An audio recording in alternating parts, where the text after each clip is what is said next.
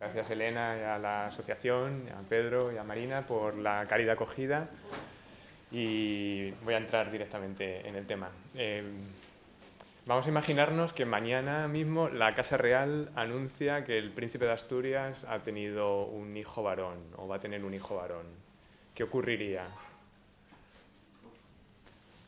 Creo que se podrían plantear dos opciones, ¿no? Bien que el príncipe, las cosas siguieran como están, y el príncipe declarase al heredero, al nuevo hijo varón como heredero, o bien que decidiese continuar con su proyecto de modernización de la monarquía y decidiese que la heredera fuese su hija primogénita, ¿no? Ante lo cual, si el rey fallece al día siguiente, su hermana estaría legitimada totalmente para reclamar, o en cierto modo, para reclamar la corona para sí, ¿no? La infanta Elena como primogénita, ¿no? Con una nueva ley que no discriminase a la mujer frente al varón, pues podría surgir esta división en el seno de la familia real. Bueno, pues una división parecida que puede darse en nuestro entorno es lo que sucedió en 1746, el año en que fallece Felipe V. Fallece Felipe V y su esposa Isabel de Farnesio se enfrenta por el poder con el heredero Fernando VI y María Bárbara de Braganza, que son los herederos de la corona, pero que no eran hijos de Isabel de Farnesio, eran hijos de la primera esposa de Felipe V, de María Luisa de Saboya. Bueno, este comienzo provocador lo he propuesto para centrarnos en quiénes van a ser el público al que se dirigió en origen una música como la que vamos a escuchar hoy. ¿Qué personajes pudieron haber escuchado en el entorno de 1750 en la corte, entre 1750 y 1800, que es la cronología en la que se compusieron las óperas de las obras que vamos a escuchar hoy, pudieron haber escuchado un concierto similar al que vamos a escuchar nosotros hoy? La primera parte de mi charla la voy a dedicar a este entorno, a qué personajes escucharon o pudieron escuchar un concierto como este. La segunda parte la voy a dedicar a las obras y a los compositores que vamos a escuchar en el concierto de hoy. Y por último, en la tercera parte me centraré un poco en la función de la música. ¿Por qué esta música de cámara? ¿Por qué estas arias de ópera que vamos a escuchar? ¿Y por qué estas sinfonías de Brunetti que también vamos a escuchar en el concierto de hoy? Bueno, paso así a explicar un poco el contexto y las personas del entorno cortesano que a finales del 18, en plena época del clasicismo, pudieron escuchar un concierto como este. Isabel de Farnesio era la madre de Carlos III, ¿no? Y del infante don Luis Antonio Jaime de Borbón. Cuando muere Felipe V en 1746, Carlos III está desarrollando su labor como rey de Nápoles, es rey de Nápoles. Luis Antonio Jaime de Borbón, el hijo menor de Isabel de Farnesio, es cardenal arzobispo de Toledo y de Sevilla, y junto con su madre se retira en 1746, se retiran en primera instancia a un lugar que se llama un palacio de los duques de Osuna en la Plaza de los Afligidos en Madrid. De ahí que el grupo de poder que conformaba la reina viuda y los ministros, los antiguos ministros de Felipe V, se pasen a conocerse como el grupo de los afligidos, ¿no? La corte de los afligidos se le llama, porque habían perdido el poder, y ese adjetivo de la aflicción denotaba un poco la tristeza por el poder perdido y por el poder que todavía ansiaba Isabel de Farnesio, ¿no? Que había orientado toda su política hacia Italia para otorgar distintos territorios a sus hijos. De hecho, Carlos III, antes de ir a Nápoles, fue duque de Parma. El otro infante, don Felipe, que había casado también con una hija del rey de Francia, también obtienen unas posesiones, un ducado en Italia. Y como digo, el infante don Luis, que es el tercero de los hijos de Isabel de Farnesio, se orienta su carrera inicialmente hacia la Iglesia y es nombrado cardenal. Isabel de Farnesio negocia con el Papa, con Benedicto XIV, el nombramiento de su hijo como cardenal, aún siendo muy pequeño. Luego él dejará el título, renunciará al título de cardenal y se casará y se retirará a la corte de Arenas de San Pedro, donde va a ser el patrón de Boccherini, otro de los compositores cuya música escucharemos hoy. Una de las áreas que escucharemos hoy es de Luigi Boccherini, que fue el músico protegido por Luis Antonio Jaime de Borbón, de la misma manera que fue protegido Goya por este personaje, ¿no?, que también pintó algunos retratos y que posteriormente acabó emparentando con Manuel Godoy, que va a ser otro de los personajes protagonistas de esta historia, del concierto de hoy. Probablemente Godoy escuchó algunas de las piezas que escucharemos nosotros esta tarde. Dos de las arias de Brunetti que vamos a escuchar están dedicadas al duque de Alcudia, que era Manuel Godoy, entre 1793 y 1795. Es probablemente esa la fecha de composición de dos de las arias de Brunetti, las dos arias de Brunetti que vamos a escuchar hoy. El otro personaje, el otro protagonista de este concierto es Carlos IV.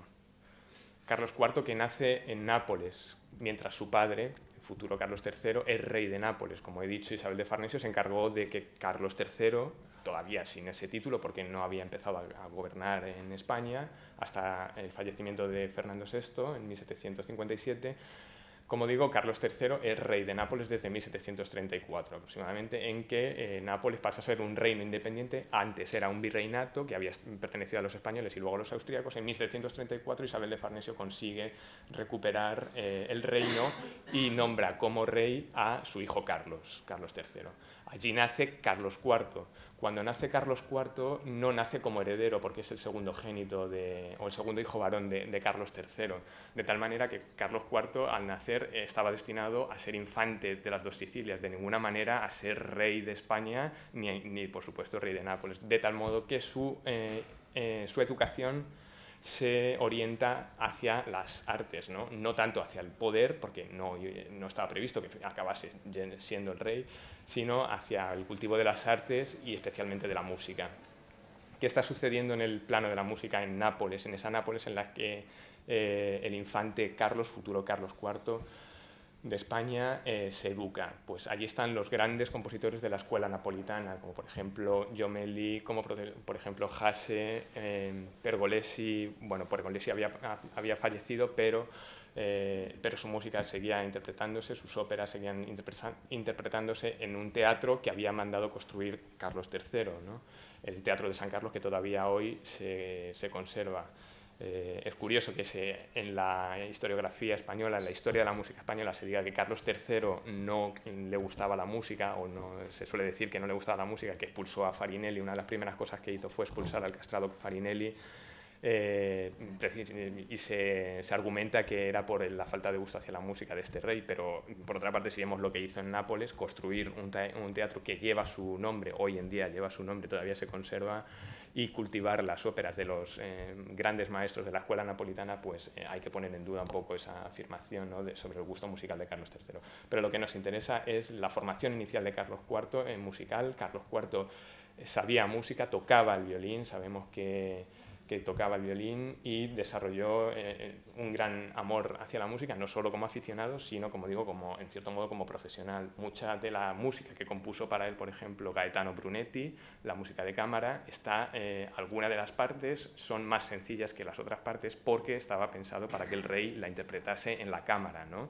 Entonces, en los tríos o los cuartetos en los que se ve que técnicamente no hay mucha dificultad para el intérprete, eso se puede explicar en parte porque podía ser una parte del cuarteto o de la sinfonía de turno destinada a que la tocase el rey, que no debía de tener una habilidad especial, ¿no? Bien, vemos entonces este panorama: Isabel de Farnesio, sus hijos, el infante don Luis, Carlos III, Carlos IV, Manuel Godoy. Todos ellos probablemente coincidieron en la corte de Madrid en algún momento en torno a 1780 y 1790, que es la cronología exacta en la que fueron compuestas la mayor parte de las obras que escucharemos hoy. Tanto las de Boccherini y las de Brunetti, que como digo trabajaron en la corte de Madrid, como las de Haydn. Haydn es un compositor austriaco que no vivió nunca en España, pero su música se recibió en la corte de Madrid. De hecho, veremos que otra de las obras que vamos a escuchar hoy, la L'Isola disabitata, está dedicada precisamente al príncipe Carlos, futuro Carlos IV. Luego explicaremos esto. Y lo último que me queda señalar en esta primera parte, en esta primera introducción a los personajes para los que pudo haberse compuesto esta música del concierto de hoy, o que protagonizaron el gran momento de recepción del clasicismo europeo, el de Haydn en Madrid. Lo último que me queda por señalar, digo, es que era una corte, o la corte española fue durante todo el siglo XVIII una corte profundamente italianizada, a todos los niveles.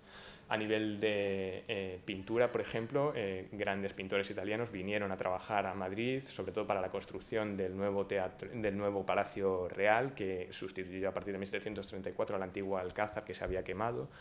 Entonces Isabel de Farnesio y Felipe V promueven la construcción de un nuevo palacio, el actual que tenemos hoy, y para ello mandan traer a grandes pintores italianos como Corrado Giaquinto o Tiepolo, por ejemplo, que es el que se encarga de pintar los frescos, gran parte de los frescos del Palacio Real, que todavía hoy pueden verse. El arquitecto encargado del proyecto del nuevo palacio, es Sabatini, que es también un italiano. Vemos que hay otros personajes italianos también controlando la política, sobre todo en el entorno de Isabel de Farnesio. Se rodea de grandes personajes italianos que controlan la política, y esta tendencia continúa hasta finales, hasta el reinado de Carlos III, que por ejemplo tiene un primer ministro como Schillace, ¿no?, que es el protagonista del famoso motín, el motín de Schillace, que era siciliano, de origen siciliano, también por cierto un gran amante de la música.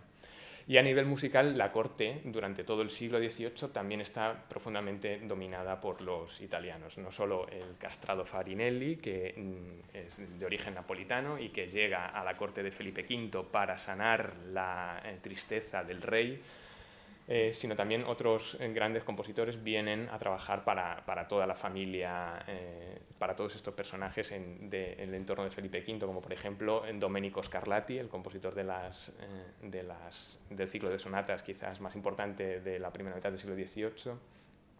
Y la italianización llega también a otros niveles, como la Real Capilla de Madrid, que durante prácticamente todo el momento central del siglo XVIII está dirigida por otro italiano, Francesco Corselli, poco conocido, ahora comenzamos a conocer mejor sus obras, pero que fue el encargado de dirigir la música en la institución más representativa de la corte, como era la Capilla Real, ¿no?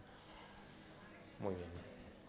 Pues una vez visto este entorno, voy a pasar a la segunda parte, a ocuparme un poco más concretamente de los compositores y de las obras que vamos a escuchar en este concierto. El primero de los compositores de los que quiero hablar es Joseph Haydn, que nació en Austria en 1732 y murió en Viena en 1809. Haydn es como el paradigma del clasicismo, es como el compositor, uno de los compositores junto con Mozart y con Beethoven, que se considera como el culmen de la música clásica, el modelo de la composición en esta época, el gran modelo, por sus obras instrumentales y por sus obras vocales también, de las que luego hablaré, porque L'Isola disabitata, la sinfonía, la obertura de la que escucharemos hoy, es la obertura de una ópera. Además de música instrumental, Haydn compuso también música vocal, óperas italianas. El segundo de los compositores cuya música escucharemos es Luigi Boccherini, que nació en Lucca en 1743. Lucca, una ciudad de la Toscana italiana, y que murió en Madrid en 1805.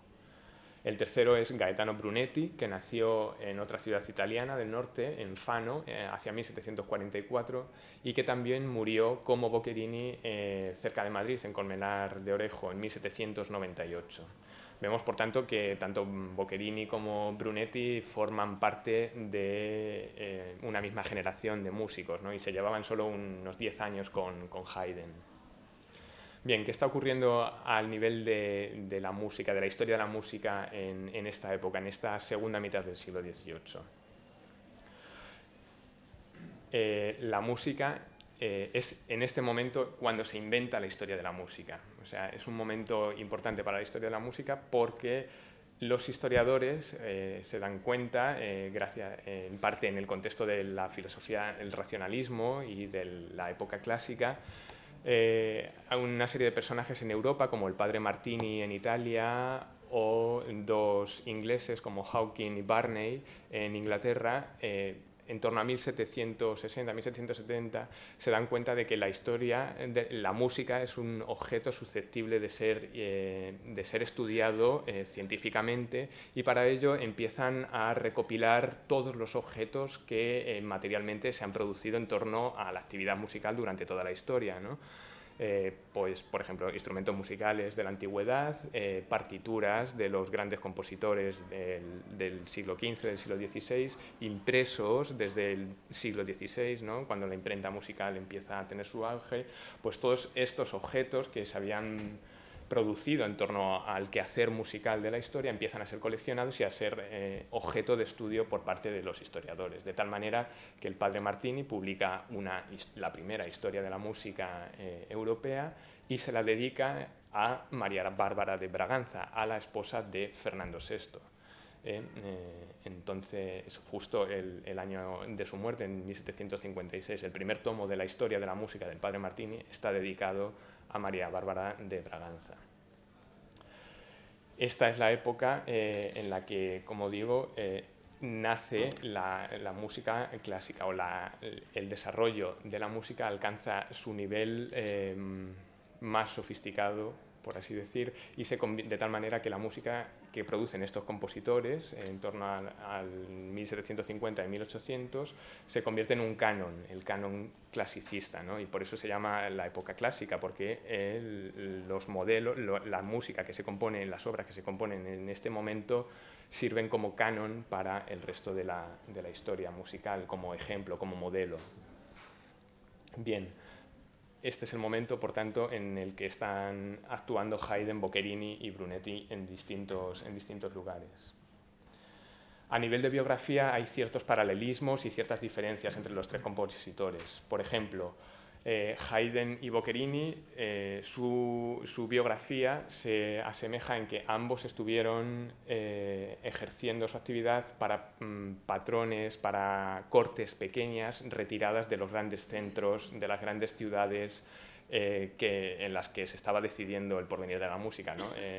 Durante mucho tiempo Haydn estuvo recluido en una corte, la corte del príncipe Nicolaus Esterházy, ¿no? Que era un pequeño príncipe del imperio, pero que no estaba en Viena, sino que estaba retirada en un lugar llamado Esterházy. De la misma manera, Boccherini pasó muchos años recluido no, sino en un centro menor como era Arenas de San Pedro, un pueblo en la provincia de Ávila, que nada tiene que ver, está totalmente alejado de Madrid, ¿no? Y mal comunicado, aunque luego veremos que hay que relativizar esta incomunicación de Boccherini, porque veremos que sus obras alcanzan una gran proyección porque estaba en contacto con los grandes centros de distribución musical como París, donde se imprimieron muchas de sus obras, y sus obras se distribuyeron en vida de él por toda Europa gracias al sistema de redes comerciales y el auge del comercio de la música, que también es otra de las características de esta época, ¿no? Bien. Pues mientras que tenemos este paralelismo de una especie de reclusión en cortes menores de los dos grandes compositores, hay algunas diferencias, ¿no?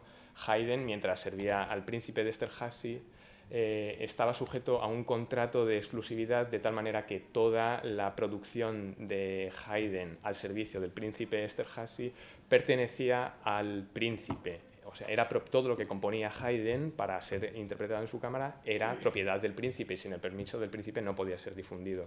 Esto no ocurrió en el caso de Boccherini. Boccherini no tenía este contrato de exclusividad, tenía la protección del infante don Luis Antonio Jaime, pero no había una exclusividad, no había este derecho de autor, ¿no? Como diríamos, de copyright no estaba sometido a este copyright, de tal manera que sus obras, lo que componía, podía ser difundido, como digo, e imprimido en otros centros distintos, de tal manera que podía entrar en el circuito comercial europeo su música, ¿no? Entonces, Haydn, debido a este contrato de exclusividad, su música hasta 1779, cuando se rompe ese contrato, pues no se conoce. A partir de 1779, 1780, se acaba este contrato, el contrato concluye y su música empieza a ser difundida por toda Europa y llega hasta Madrid. Haydn tenía un contacto muy directo con los duques de Osuna, por ejemplo, en Madrid, y que les voy a decir a ustedes del contacto con Cádiz a través del marqués de Méritos, Francisco de Paula María de Micón, que fue, o parece que fue, quien encargó las 7 palabras para ser interpretadas en el oratorio de la Santa Cueva. Bien. Y el tercer compositor del que escucharemos música hoy es Brunetti. Hay una semejanza entre la biografía de Boccherini y de Brunetti, lo he dicho antes, los dos murieron en Madrid porque trabajaron para la corte de Madrid. Normalmente se asocia la figura de Boccherini al infante don Luis y la de Brunetti a Carlos IV, primero príncipe de Asturias y luego rey a partir de 1788. Pero parece que también Boccherini escribió música para Carlos IV y Brunetti música para el príncipe de Asturias, de tal manera que una de las sinfonías que escucharemos hoy de Brunetti está dedicada también a su Alteza Real el Príncipe de Asturias. Creo que es la sinfonía número 23, ¿no? La que vamos a escuchar. Pero hay una gran diferencia entre Boccherini y Brunetti, mientras que Boccherini, como he dicho, sabe difundir su música a través de los circuitos comerciales a los que me refería antes. Brunetti no. Toda la producción de Brunetti quedó sepultada, por así decir, en el archivo de Palacio, porque no tuvo más difusión más allá del ámbito palaciego, ¿no? A pesar de haber compuesto 41 sinfonías, muchísima música de cámara y también parte de obras vocales, óperas y serenatas, toda esta producción quedó manuscrita, nunca se publicó, nunca se difundió por los circuitos habituales de la música y toda la producción quedó recogida en su mayor parte en el archivo de Palacio y solo últimamente se está recuperando. El catálogo de la obra de Brunetti es de hace apenas unos años, lo ha realizado un musicólogo que se llama Germán Labrador de la Universidad Autónoma de Madrid. Mientras que el de Boccherini se publicó al poco de morir él, en 1805, pues un editor en París publicó un catálogo, ya un primer catálogo. Tenemos material catalogado de Boccherini ya en el propio siglo XIX, ¿no? Entonces esto nos dice mucho en cuanto a las diferencias entre ambos compositores. Una pregunta. Sí, perdón. ¿No había forma de oír esa música nada más que en Palacio? Parece que no. Parece que no, porque todas las copias de la música que se han localizado son de copistas de Palacio Real y parece que no trascendieron a los circuitos comerciales de Madrid. No hablo ni de comerciales, digo, por ejemplo, los duques de Osuna no querrían... Quizás en esos ámbitos exclusivos, pero también muy próximos a Palacio sí que se difundió, ¿no? Pero como una cosa excepcional, no como... la diferencia está en que Boccherini negociaba con los grandes impresores que movían el negocio de la música a nivel europeo y Brunetti nunca hizo esto, ¿no? Bien. Si tienen alguna pregunta, si hay alguna cosa que no queda clara o que quieren que... Por favor. Yo he escuchado que entre Brunetti y Boccherini hay una especie de pugna como por hasta dónde es mito. Hay mucho mito. Es también parte de la tradición historiográfica heredada, ¿no? Que se ha ocupado de ensalzar a Boccherini y en cierto modo de desmerecer la producción de Brunetti, no sé muy bien por qué, ¿no? Pero hay un artículo muy interesante de Germán Labrador en el que a través de los pagos del Palacio Real demuestra cómo los dos estuvieron al mismo nivel en cuanto al servicio de los reyes y proximidad a los reyes. Brunetti acabó siendo el director de la orquesta de cámara de Carlos IV, que se creó en 1796. Fue el encargado luego lo explicaré, de recopilar el repertorio de las obras, de seleccionar las obras que se iban a interpretar en la cámara en la que probablemente también tocaba el mismo Carlos IV. Y como he dicho antes, Boccherini dedicó obras a Carlos IV y Brunetti, que era el protegido de Carlos IV, dedicó obras al infante Don Luis, o sea que es una tradición que parece que viene más de la historiografía, que se ha ocupado más de Boccherini que de Brunetti, quizás también debido a esa mayor fama del propio Boccherini, ¿no? Pero bueno, sí, es cierto que se dice... La atención de las dedicatorias cruzadas, ¿no? Sí, No me cuadra sí, pero es así, vamos.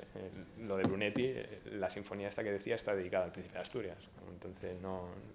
Y Labrador lo explica muy bien analizando los pagos del Palacio Real y viendo el estatus que ocupaba cada uno de los músicos en cada momento. Los dos tocaban en la cámara, en la Capilla Real, perdón. Entonces, bueno, creo que es un poco más de mito que de realidad, pero es cierto que era así. Bien, paso así a analizar un poco la música vocal. ¿Vamos bien de tiempo? Sí, Sí, tenemos. La parte de las obras que vamos a escuchar hoy. He dividido la exposición en la música vocal que vamos a escuchar y la música instrumental. Primero voy a hablar un poco de la música vocal y después de la instrumental. Y luego veremos que a pesar de esta diferencia hay una gran unidad, a pesar de que vamos a escuchar obras para voz y obras solo para instrumentos, hay alguna manera de encontrar una unidad en esta aparente disparidad, ¿no?, que luego abordaré al final.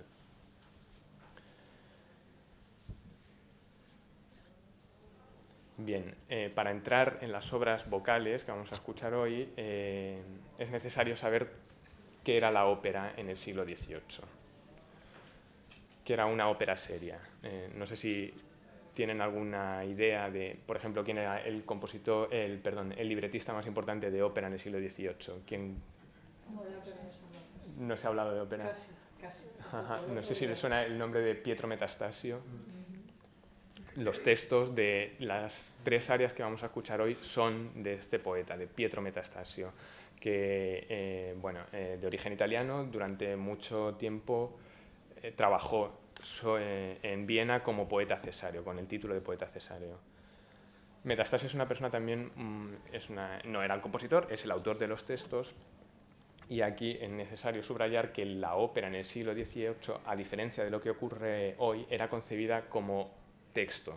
O sea, en la ópera actualmente, cuando hablamos de ópera, hablamos de la Bohème de Puccini, no hablamos de la Bohème de Giacosa y Liga, que son los dos libretistas, nombres que probablemente no habrán oído nunca, o si lo han oído es porque son realmente unos grandes aficionados a la ópera. O se habla del Simón Boccanegra de Verdi, pero no se habla del Simón Boccanegra de Arrigo Boito, que era el autor del texto sobre el que Verdi elaboró su música.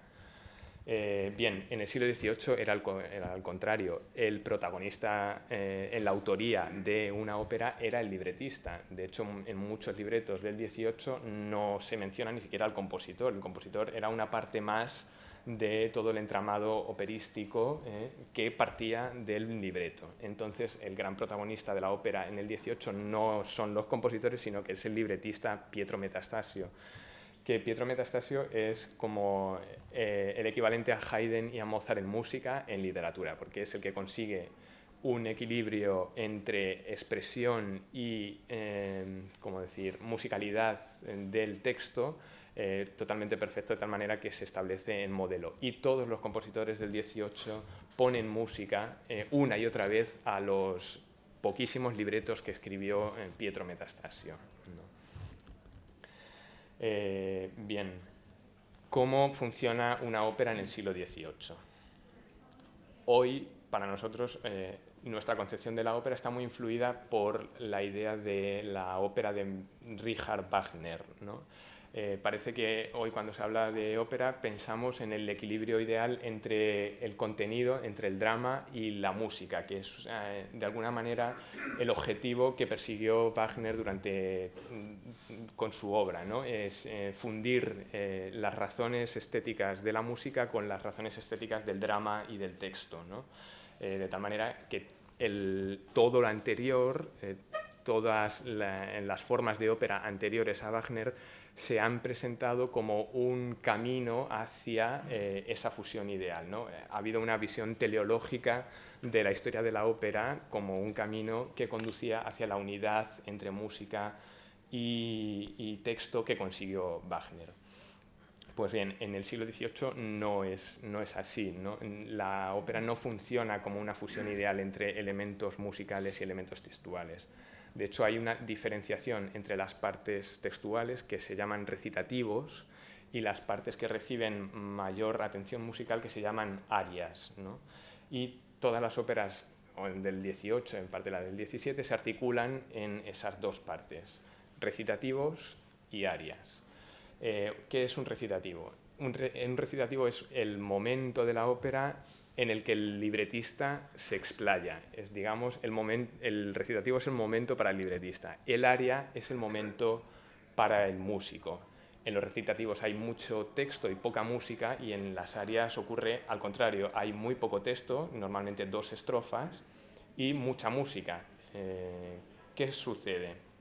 Que al representarse esto en música, la acción parece que se desarrolla durante los recitativos y el tiempo de la acción se detiene en las arias. Claro, las arias no puede ocurrir nada, ¿no? Porque predomina la música y entonces no puede haber acción en el escenario, lo que están viendo los espectadores. ¿Por qué? Porque lo que se expresa en las arias es el sentimiento del personaje como resultado de la acción anterior, aunque esto no es del todo cierto, vamos a ver por qué. De tal manera que la ópera del siglo XVIII se llama ópera de los afectos, porque es en los afectos, en esas arias que están distribuidas a lo largo de la ópera, donde se centra la sustancia dramática. O sea, si vamos a ver una ópera del siglo XVIII, no podemos esperar de la ópera que sea como una tragedia de Calderón, como una obra de teatro de Lope de Vega hablada, ¿no? En la que hay una intriga que se resuelve al final, ¿no? Hay una acción que se va desarrollando en la escena y al final se resuelve un conflicto dramático. En la ópera del siglo XVIII esto no es tanto así. Lo que llamaba la atención, lo que centraba el núcleo dramatúrgico, o sea, lo que sucedía realmente eran esos estados de ánimo, esas pasiones que se denominaban en la época, o afectos, que se concentraban en las arias, de tal manera que había como 2 niveles, ¿no? Por una parte, ese drama de los afectos que se concentra en las arias, y por otra parte, subordinado a este, que era el principal, la acción que se desarrollaba en los recitativos, ¿no? Claro, ¿qué ocurre? Que esas áreas tienen entidad por sí misma y tienen sentido aisladas del contexto dramático de la ópera, ¿no? Y eso es lo que ocurre con las áreas que vamos a escuchar hoy. Aunque están extraídas de óperas de Metastasio, como digo, tienen sentido por sí mismas, porque expresan un afecto, expresan una pasión, expresan un estado de ánimo del personaje. Metastasio condensa en muy pocas estrofas ese estado de ánimo y el compositor, en este caso Boccherini y Brunetti, responde musicalmente para representar con música o para potenciar ese afecto que está expresando el personaje. En cierto modo, en el aria, el personaje deja de ser el personaje que actúa durante el recitativo, pasa a ser el cantante que intenta infundir en el espectador el mismo afecto que está expresando el texto, ¿no? Y eso se consigue gracias a la música. Pues bien, teniendo esta premisa clara, tiene sentido que les explique el contexto dramático del que están sacadas las arias y que veamos un poco la traducción de los textos que van a escuchar en este concierto. La primera de las arias es la de Boccherini, Se non ti moro al lato, que está sacada del Adriano in Siria de Pietro Metastasio. Adriano in Siria. ¿Dónde nació el emperador Adriano? En Itálica. Parece que ya hay una cierta vinculación con España, ¿no? En la elección de esta aria de Boccherini, ¿no? En esta idea la dejo ahí y luego veremos a ver si tiene sentido o no. Pues bien, una versión de Adriano in Siria se representó en Madrid en 1752, revisada por Metastasio expresamente a petición de Farinelli para ser representada en Madrid. ¿Qué ocurre en la escena que vamos a escuchar hoy? 2 amantes, Farnaspe, el enemigo de Adriano, y Emirena se encuentran. Emirena creía que Farnaspe había muerto y libera a su amado Farnaspe. Se encuentran y se declaran su amor, Emirena por Farnaspe. Mirena intenta detener a Farnaspe, que quiere huir, quiere vengarse de Adriano, ¿no? Y entonces ella intenta retenerle, pero él dice que no. Y lo que canta en el aria que vamos a escuchar es que la única razón de su muerte será el no poder morir junto a ella. Les leo una traducción del texto, que es muy breve, son solo 2 estrofas, como digo, y lo que canta Farnaspe en este aria dirigido a su amante, que le está implorando que no se vaya, que no la abandone después de haberlo encontrado, le dice, todo en italiano obviamente, pero yo les traduzco: si no muero junto a ti, ídolo de mi corazón, con tu nombre amado entre los labios, quiero morir, ¿no? O, mi deseo es morir pronunciando tu nombre entre mis labios. Esa es la primera estrofa. Y la segunda dice: adiós, vida mía, adiós, no llores por mi destino, yo no soy miserable, tú eres fiel y yo sé que tú eres fiel, ¿no? Entonces, esa contraposición entre el amor y la fidelidad, el separarse, el no separarse, es lo que el afecto que entre la tristeza y la valentía, ¿no? Esa dialéctica, es el afecto que Boccherini tendrá que responder, y veremos en el concierto cómo es la respuesta musical de Boccherini. Bien. Pregunta, sí. la mezzosoprano que va a cantar, ¿era lo que cantaba Farinelli? Porque Farinelli era más como tiple, ¿no? Parece que sí. ¿Y era lo que cantaba Farinelli? ¿Sabéis quién era Farinelli? Cuéntanos. Farinelli, he dicho antes, era un castrado italiano que fue llamado por Isabel de Farnesio a la corte de Madrid para consolar la melancolía de Felipe V, y que después se quedó al servicio de Fernando VI como productor de las óperas del Teatro del Buen Retiro, del Coliseo del Buen Retiro, y también como primer ministro en la sombra, ¿no? Parece que su poder político fue muy grande en la época, y esa fue una de las razones por la que Carlos III lo expulsó, no porque no le gustara la música, sino porque había acaparado un poder que no le gustaba nada, ¿no? Y efectivamente cantaba ópera, pero creo que las arias favoritas eran de Hasse, y no recuerdo muy bien sobre qué textos, ¿no? Pero sí que los textos probablemente eran también de Metastasio. Sé que su hermano Riccardo Farinelli también era compositor y compuso algunas de las arias que él cantaba, ¿no? Y Felipe V tenía una o 2 arias favoritas que creo que eran de Pórpora, que siempre le gustaba escuchar para curarse esta melancolía, ¿no? Esta especie de musicoterapia del siglo XVIII. ¿Eso quiere decir que en vez de las pastillas que tomamos ahora...? Efectivamente, él escuchaba música precisamente por esta creencia de que la música era una representación de los afectos, ¿no? Y esta vinculación entre el mundo sentimental y el mundo musical, ¿no? Esa proximidad. Bien. Bueno, seguimos con la segunda de las arias que escucharemos, que es Involarmi il mio tesoro, de Brunetti, que escucharemos. Como digo, la música es de en torno a 1792 y el texto es del Achille in Sciro, Aquiles en la isla de Sciro, ¿no? Que es otro drama de Metastasio, compuesto, que se representó también en Madrid en 1744. Con música de Corselli, de este compositor que les decía antes, que fue maestro de la Capilla Real durante mucho tiempo. Entonces vemos de nuevo un cierto vínculo entre la temática elegida y la corte española, ¿no? Como digo, Achille in Sciro se representó en el Buen Retiro en Madrid en 1744. La partitura de Brunetti de esta aria está dedicada a Manuel Godoy en torno a 1792 y 1795. Bien, ¿qué ocurre en esta aria? Es una aria que canta Aquiles, dirigida a los espectadores, no se dirige a nadie en particular, después de que su mentor Nearco le haya advertido de que si abandona a su amada Deidamia puede haber alguien que se aproveche para seducirla y arrebatársela, ¿no? Entonces Aquiles está disfrazado de mujer, oculto en la isla de Sciro, por temor, vamos a ver, Aquiles era el mejor guerrero de la antigüedad, y entonces para evitar que los griegos le reclamasen para ir a la guerra de Troya y luchar contra los troyanos, le ocultaron en la isla de Sciro y le disfrazaron de mujer.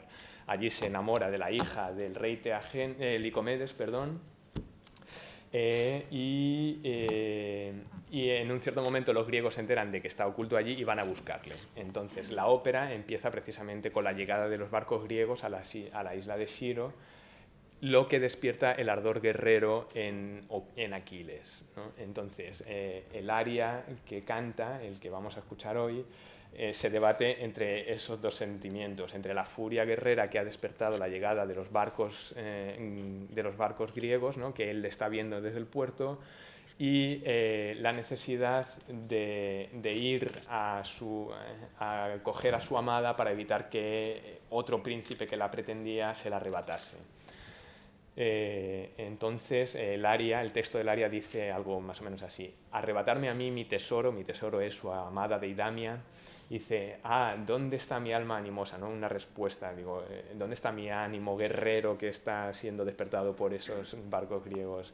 Dice, quien quiera quitarme a mi amada tendrá que quitarme antes a mí la vida. Esa es la primera estrofa. La segunda dice algo así como, me convierte en un despojo abatido el poder de los dos ojos de Deidamia. O sea, los dos ojos, la mirada de los ojos es como una metáfora de la amada, ¿no?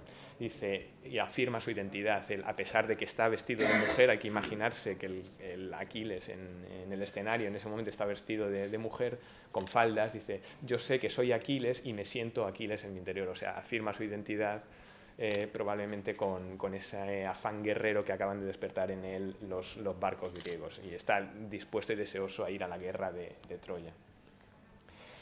Bien, la tercera de las arias, Non so più dove io sia, pertenece a la ópera Zenobia de Metastasio, cuyo texto es de 1740. Zenobia, o Zenobia en italiano, está protagonizada por el príncipe de Iberia. De nuevo vemos una cierta cercanía al ámbito hispánico en la elección del tema. El príncipe de Iberia, Radamisto. Es otra aria dedicada a Manuel Godoy, también príncipe de Iberia en aquel momento. Y la ópera lo que celebra es la grandeza de otro personaje, el personaje que canta esta escena, Tiridate. Y dice Metastasio en el prólogo de la ópera que Tiridate actúa movido por una gloriosa emulazione di virtù, una gloriosa emulación de la virtud, porque aun teniendo la oportunidad de conseguir sus objetivos, que era el poder, Tiridate renuncia a satisfacer su propio deseo y restablece la justicia cediendo a su amada, a Radamisto, y concediéndole el poder del reino de Iberia a Radamisto, ¿no? Entonces, lo que representa esta figura de Tiridate es esa gran emulación de la virtud concebida como un atributo regio, ¿no? Al que, en cierto modo, sospecho que también aspiraba Manuel Godoy. La situación que se plantea en esta escena y aria, en este recitativo, aquí tenemos un texto un poco más largo antes del aria, y esto veremos esta diferencia en el concierto, porque en el recitativo, como digo, hay mucho texto, poca música, y luego en el aria hay mucha música y poco texto. La situación que se plantea es que Tiridate se ha encontrado con su antigua amada Zenobia, a la que creía muerta. Por diversa información equivocada, él creía que estaba muerta, y de repente se le aparece a alguien que al principio no sabe quién es, pero luego empieza a reflexionar y se da cuenta que es su amada Zenobia. Y lo que hace en el texto del aria es confirmar que la identidad de la persona que se le ha aparecido es la de su antigua amada. Entonces les leo un poco el texto, que es lo que dice. Dice, non so più dove io sia, ya no sé ni dónde me encuentro. Es tan raro lo que me ha pasado, es decir, el encuentro con Zenobia que ha ocurrido en la escena anterior, dice que me parece estar soñando. ¿Cómo se explica la antigua ternura de Zenobia con el rigor que acabo de percibir en ella? ¿Me odia Zenobia o me ama? Si me odia, ¿por qué me ha salvado? Zenobia la había salvado, pero inmediatamente después se ha huido y la deja solo en la escena. Si me odia, ¿por qué me ha salvado? Si me ama, ¿por qué me rehúye? Dice, yo tengo la certeza de que es ella por el rostro que he visto en ella, dice. Y luego se pregunta, ¿pero podría ser otra ninfa parecida a ella, aunque no fuera ella? Y pone una imagen muy bonita al texto, dice, quizás la naturaleza se encaprichó de esta belleza y, complaciéndose en ella, duplicó la idea haciendo una gemela de Zenobia, ¿no? Debido a la belleza que tenía. El texto en italiano es muy bonito, esa imagen. Y dice, pero no, estoy seguro de que es ella porque los bellos ojos que me han mirado son los de mi amada. Bueno, y así sigue un poco más el texto y llega hasta el aria. El aria que dice, en el que ya él seguro afirma que el personaje que ha visto es realmente Zenobia. Y el indicio que da, esto es importante para entender la música y algunos de los guiños de la música, el argumento que él da para confirmar que es Zenobia es el palpitar que los ojos le han suscitado en el corazón. Entonces veremos en la música cómo hay una cierta imitación de ese palpitar del corazón por un movimiento seguido de un movimiento musical muy breve, seguido de espacio, de un silencio que se repite algunas veces, ¿no? Justamente cuando el texto está diciendo palpitar, palpiti d'amore, ¿no? Entonces atentos a ese detalle que salta mucho a la vista. 10 minutos. 10 minutos, perfecto. Pues bien. Explico muy brevemente las obras instrumentales, las 3 obras instrumentales. Bueno, la cuarta no la explico porque es el prólogo a la ópera de la isla deshabitada, que como he dicho antes es una parte de una ópera, entonces estaría dentro de este ámbito metastasiano que acabo de dibujar, y paso a dar 3 breves notas de las sinfonías que vamos a escuchar y del concierto para violonchelo de Haydn. La sinfonía número 23 de Brunetti se compuso en la etapa intermedia de la producción de sinfónica de Brunetti. Brunetti compuso 41 óperas y entre 1783 y 1785 compuso 15 de estas sinfonías, perdón, he dicho antes óperas, sinfonías. Esta, la número 23, pertenece a un periodo central de su producción que está caracterizado por el conservadurismo. Es una obra en 4 movimientos. Y fíjense, un detalle que les doy es la participación de los instrumentos en cada uno de estos 4 movimientos. Mientras que el primer movimiento y el último están protagonizados por la cuerda y por los vientos, el segundo está protagonizado sobre todo por las cuerdas, con mínimas intervenciones de los vientos puntualizando como si fueran puntos de ortografía. Y el tercer movimiento está protagonizado por los vientos, ¿no? De tal manera que hay una especie de simetría en esa distribución de la orquestación. Bien, el concierto para violonchelo de Haydn se compuso en 1765 y probablemente está escrito para un chelista de la corte de Haydn, de Esterházy, llamado Joseph Weigel, cuyas habilidades eran un gran virtuosismo técnico y una gran calidad sonora. Entonces son 2 características que vamos a escuchar en el concierto, como hay momentos en los que el instrumento canta con un sonido muy brillante y hay otros momentos en los que hay un gran virtuosismo técnico, sobre todo en el último movimiento, que aún hoy todavía plantea dificultades al solista y es bastante espectacular de ver, por cierto. Y hay que decir que el solista es de extraordinaria calidad. Sin duda, seguro que lo hará estupendamente. El instrumento de Boccherini y de Brunetti era el violonchelo. Luego, no es improbable, por algunos indicios documentales que si tienen interés les puedo ampliar después, que esta obra fuese tocada en la cámara de Carlos IV, príncipe y luego rey. En la dedicatoria de la isla deshabitada al príncipe, Haydn explica que le dedica esta ópera porque se ha enterado, no sabemos muy bien cómo, de que el rey gusta de escuchar su música y de interpretarla. Luego, esa es una de las cosas que motiva a Haydn a dedicarle la obra. Entonces, es probable que música como este concierto para violonchelo fuera una de esas obras con las que se deleitaba el propio Carlos IV.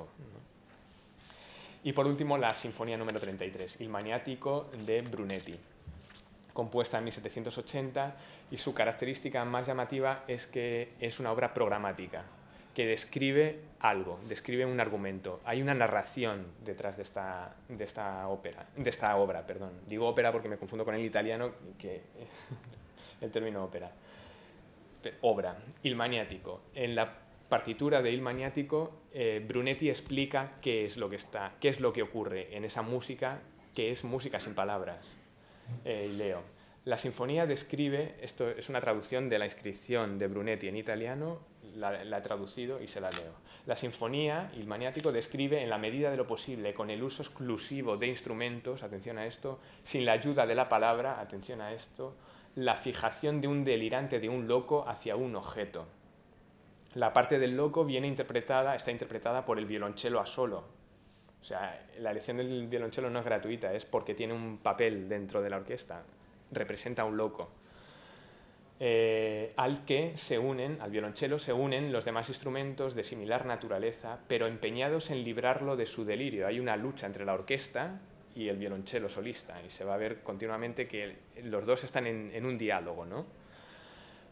La orquesta le presenta al solista, al loco, una infinita variedad de ideas a través de la variedad de motivos. O sea, todas las distintas células melódicas que vamos a oír en la orquesta son como ofrecimientos al loco para que deje su manía, su locura, ¿no?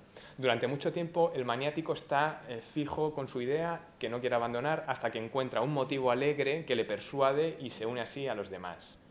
Después recae de nuevo y finalmente, llevado por el impulso de todos los demás, concluye unido a estos alegremente. O sea, hay un texto, en realidad, aunque es una obra para instrumentos solos, una obra instrumental, en realidad está pasando algo. Hay un argumento, ¿no? Dentro de esta música. Bien, concluyo ya.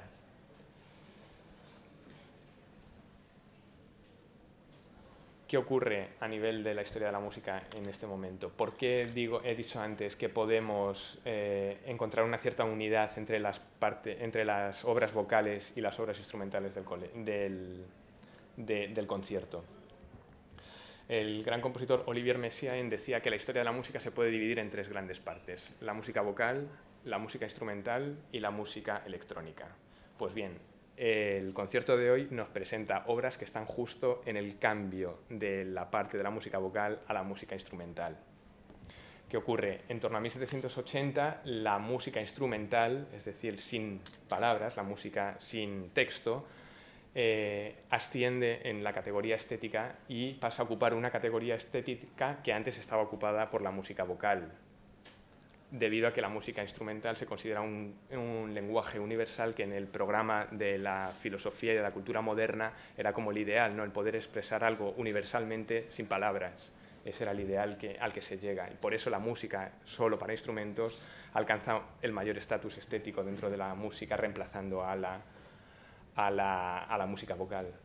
Pero claro, el modelo para estos compositores de música instrumental es el modelo de la música vocal. O sea, el objetivo de su música solo instrumental va a ser representar las pasiones, los afectos que antes se representaba con la ayuda del texto.